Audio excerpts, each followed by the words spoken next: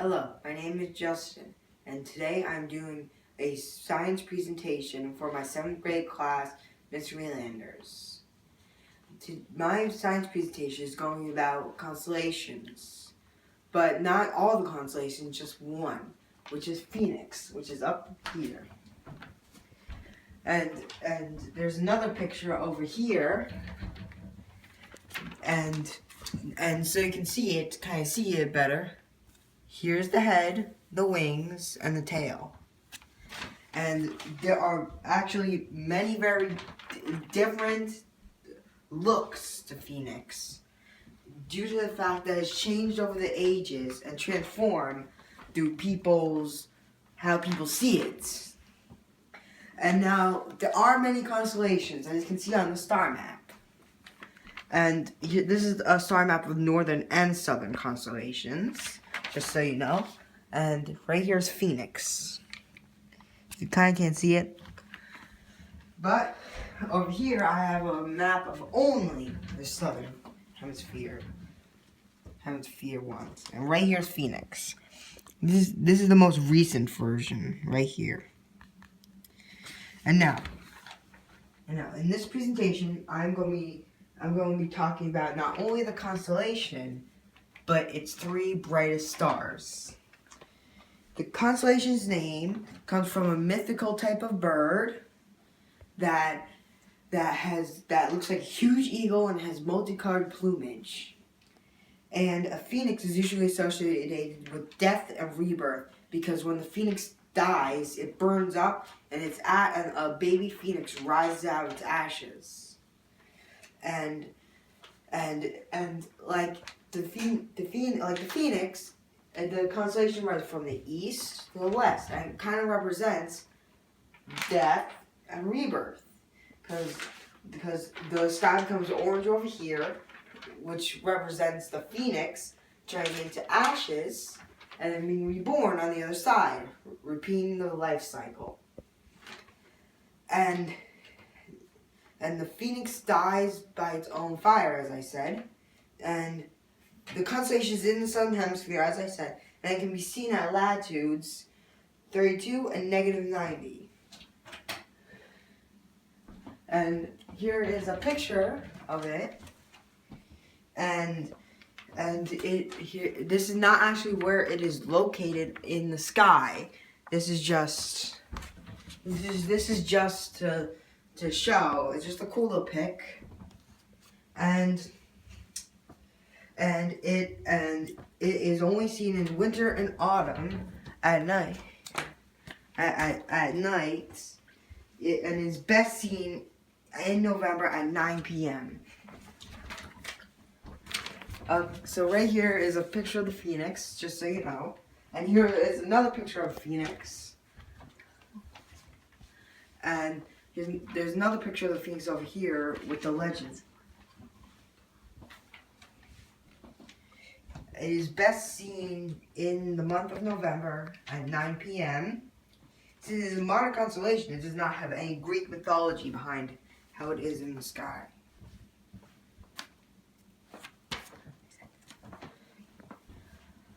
However, there are myths about it. It's just that they don't explain how it got into the sky.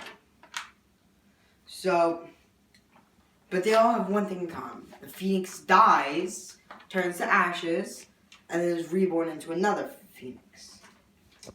The legends are all varied out of the scenarios. The scenarios varied. Everything varies in the legends. From like the phoenix doing like different things, to the phoenix taking certain things to certain places or going someplace. And also, and I have 2 legends that I'm about to tell you.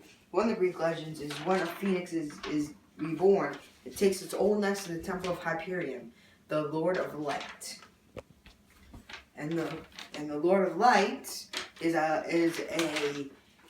Titan.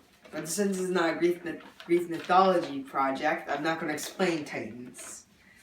Another example of a Greek legend is the phoenix takes an egg filled with its ashes to the Egyptian city of Heliopolis, which if you translate that in Greek, it means Sun City.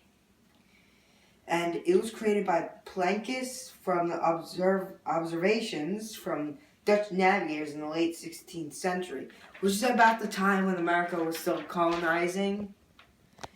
I have chosen three of the brightest stars in the constellation. And they are called Alpha, Beta, Gamma, and Gamma Phoenixes. Here is another picture of Phoenix. Here's another picture, just so you know. A, B, and G, Y. And now, the first star I'm going to talk about is Alpha Phoenixes. It's located right here at the head of the Phoenix.